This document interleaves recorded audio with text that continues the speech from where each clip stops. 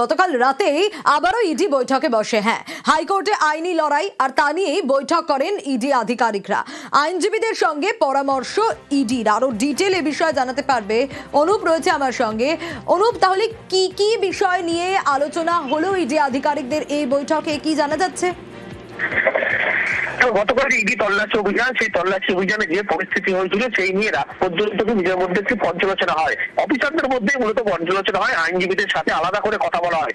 যেহেতু এটা হাইকোর্টের মামলা রয়েছে আজ, এবং কি কি বিষয় সামনে আনবে ইডির পক্ষ থেকে, গতকাল যে বাধার সম্মুখীন হয়েছিল বলে তারা দাবি করেছিল, পরবর্তী ক্ষেত্রে এ নিয়ে কি কি সামনে এনে আজকে আদালতের দ্বারস্থ করা হচ্ছে, মূলত এই বিষয়ে তারা পর্যালোচনা করে।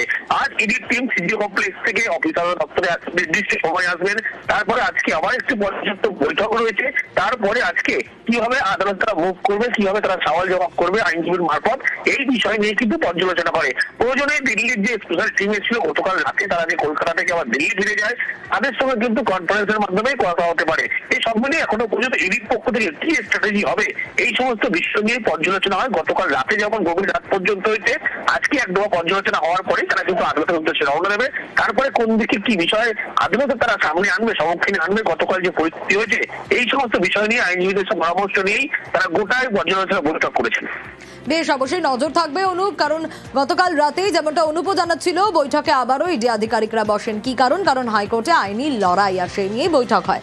আইনজীবীদের সঙ্গে ইডি পরামর্শ করেন এবং কোর্টে কি কি বিষয় সওয়াল তাই নিয়েও আলোচনা হয়। আজ সিজিওতে সরাসরি হাইকোর্ট ইডির দল এবং বৈঠকে ভার্চুয়ালি যোগ দিল্লির স্পেশাল টিমের। কিন্তু প্রশ্ন উঠছে যে হাইকোর্টে মামলায় আসলে ইডি চাইছেটা কি? আইপ্যাক অভিযানে পুলিশি বাধা সরানোর দাবি নিয়ে গতকাল নিয়ে যাওয়া ফাইল ফেরতের দাবি এবং ইডি অফিসারদের বিরুদ্ধে মামলায় রক্ষা কবচ দাবি। আপনাদের জানিয়ে রাখি, বিচারপতি শুভ্রা ঘোষের বেঞ্চে আবেদন এবং সকালেই জরুরি ভিত্তিতে শুনানির দাবি ইডির।